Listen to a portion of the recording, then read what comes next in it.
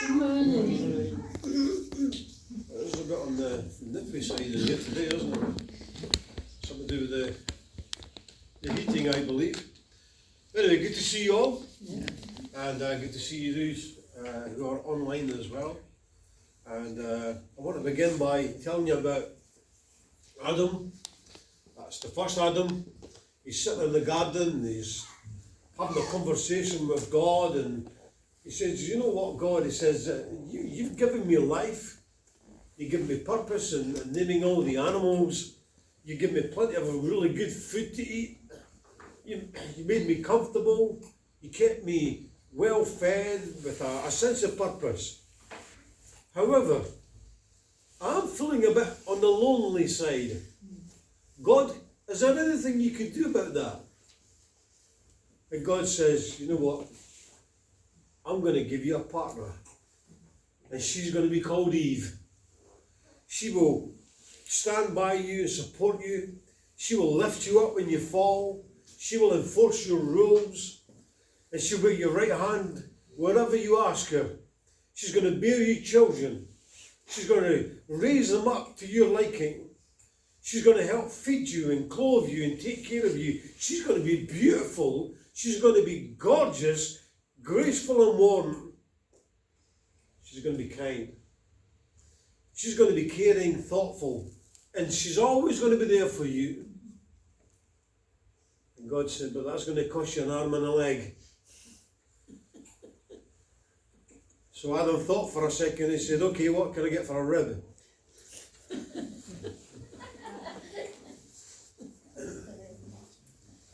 I know it's terrible, but I love the tongue-in-cheek of this congregation. You can have a bit of sense of humour, which is much needed sometimes. We're continuing in our sermon series on questions people ask, and today we're going to be asking a question that Amy asked a few weeks back. Why did God create us if he knew we would sin? It's my hope and prayer, by the way, that these lessons about questions that people have asked have been useful, and maybe you've asked them yourself, and maybe a little bit more equipped now to go ahead and answer these questions. But before we get in to answer the question, I think it'd be useful for us just to take a step back and remind ourselves of why God created us in the first place. Then we'll come to the conclusion. First of all, we need to remember that God made us because he loves us. It never ceases to amaze me how people forget that God is love. Love is his character. It's the nature of God. And we're told that God is love, and because God is love, that means he can never do anything loveless.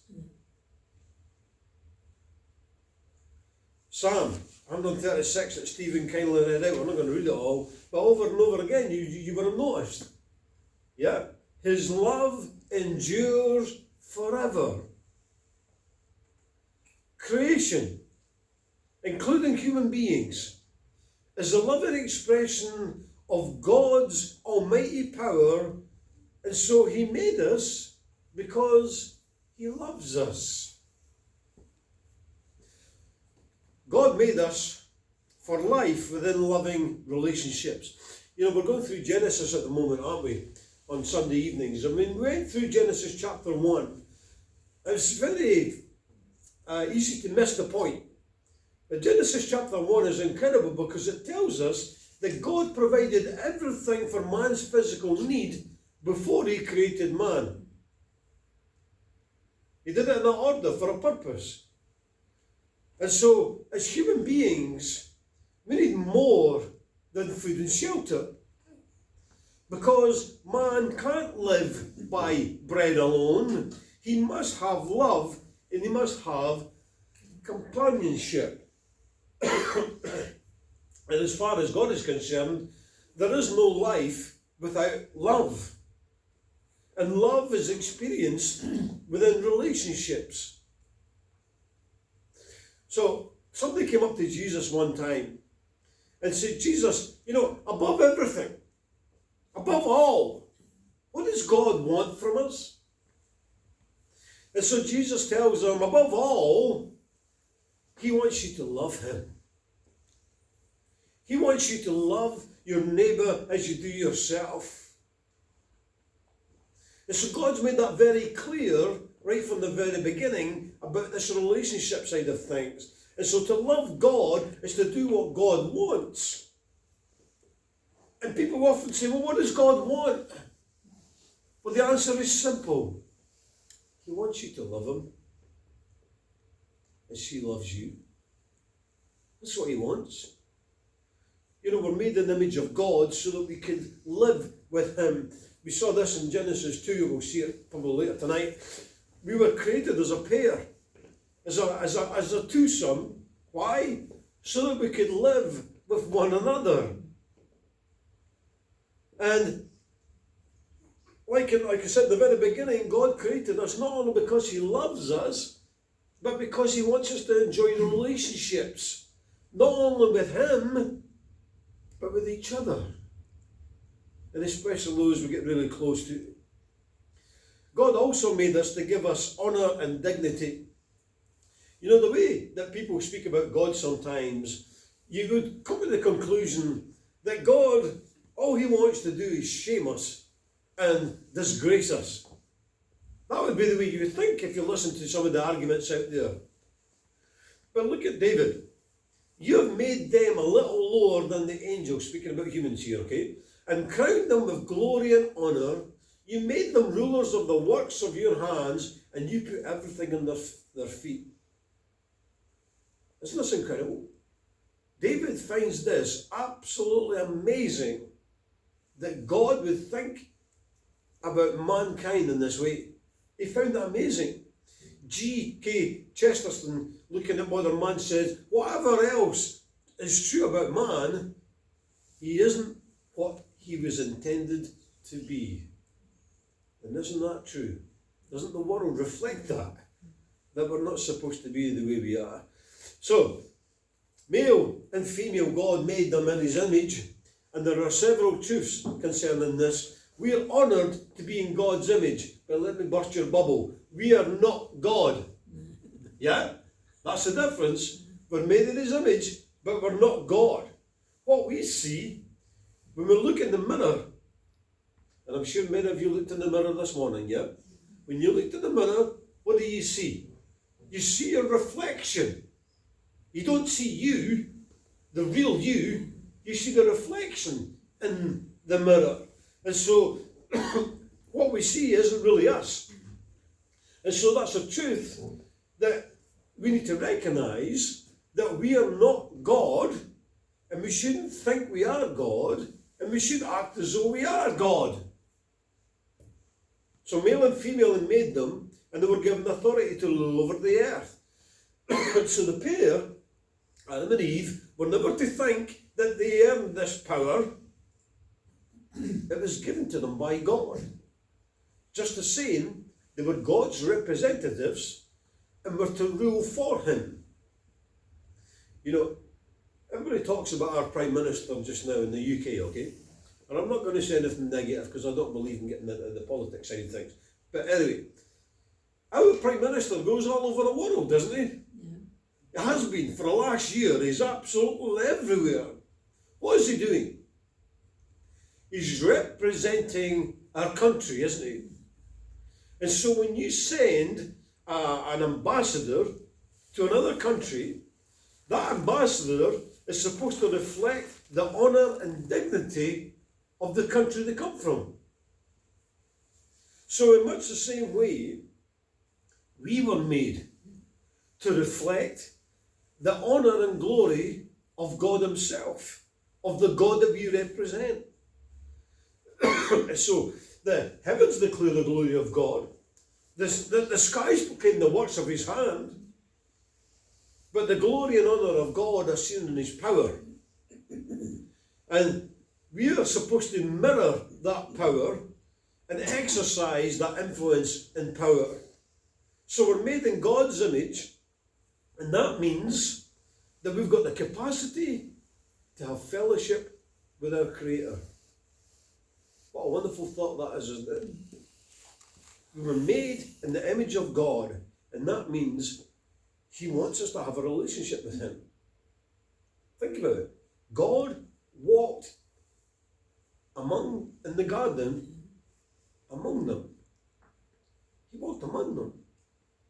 And Cain, he got kicked out from the Lord's presence. But doesn't this tell us that He wants to be in our presence? Doesn't this tell us that He wants us to be in His presence? And so He stressed the difference between mankind and the animals which were not made in His image. And in making us in His image, God made us capable of appreciating spiritual realities. Things like truth and honour and obedience and a loyalty to God and a loyalty to others. So, God made us to give us life, joy, peace with Him and with one another.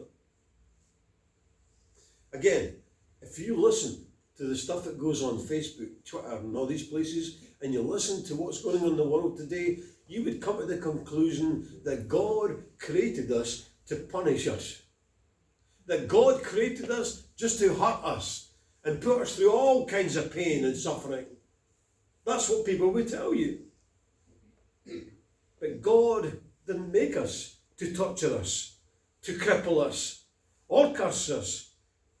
Lamentation says He finds no pleasure, none, when we have to endure pain. He finds no pleasure in it. And so His unchanging purpose is to bless man. From the very beginning, right to those beautiful words, for God so loved the world that He sent His one and only Son, that whoever believes in Him shall not perish, but have eternal life. Over and over again, He's saying to us, I want to bless you. I don't want to hurt you. I want to bless you. And His unchanging purpose is to offer mankind life, real life, which comes from intimately knowing God and being His friend.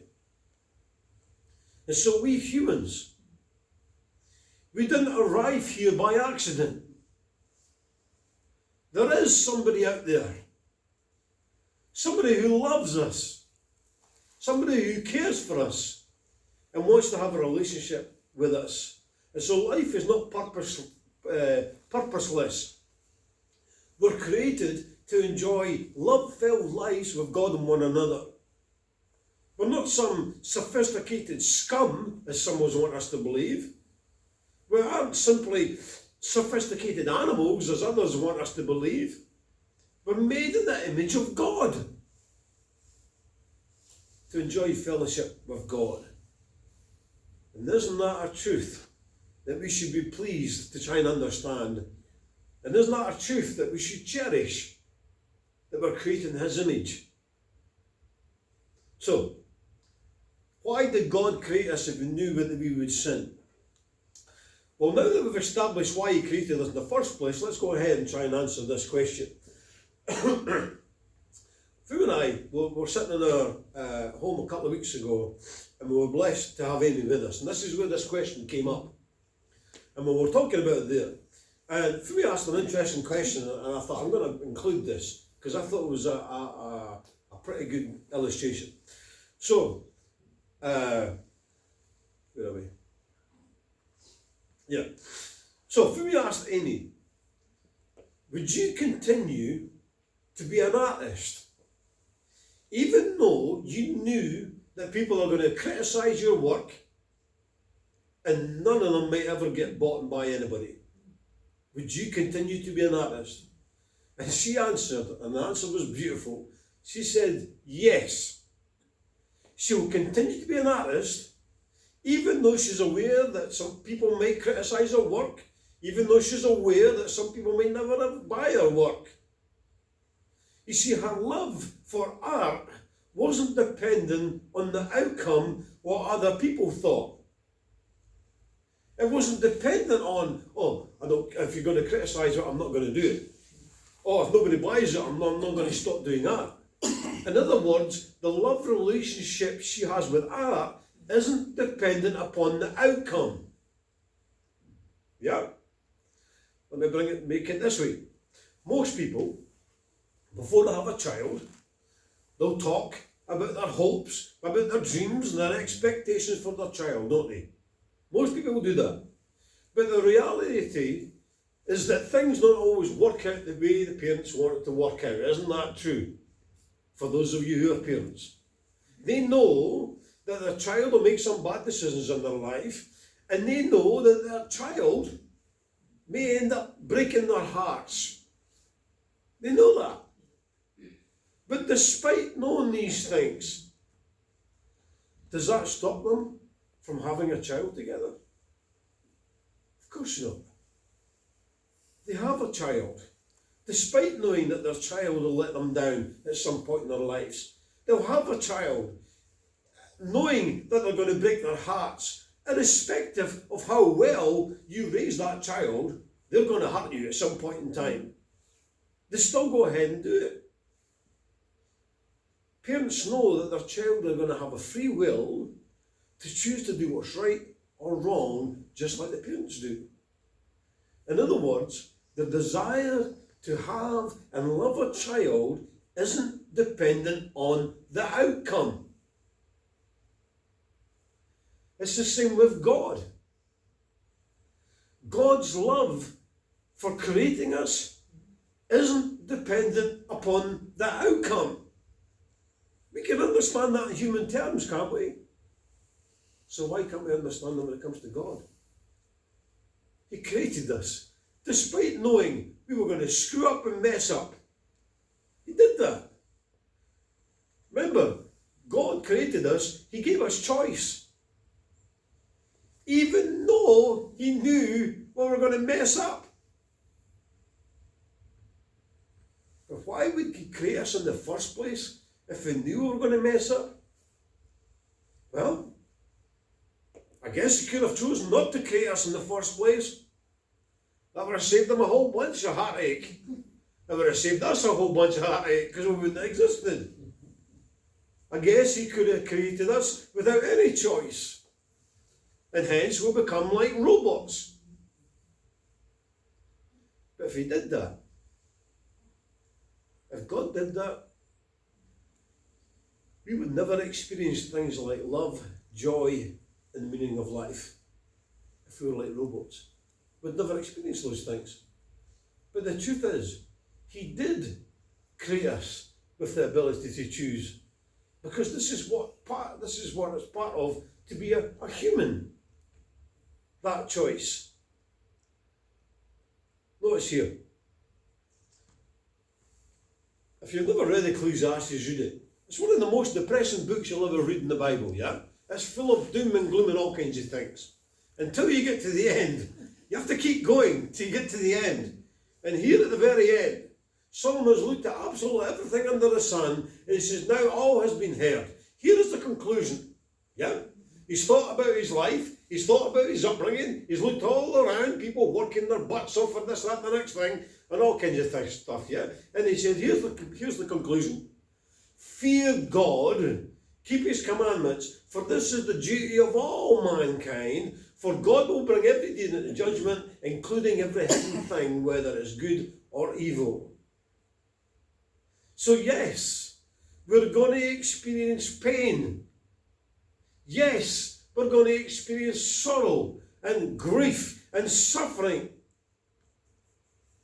But we can also experience love and hope and joy. We experience the meaning of life. So you can't have one without the other. The reason there's so much pain and suffering in the world today is because of the bad choices that we make. And God, He loves us so much, He allows us to experience all of that. The good, the bad, and the ugly.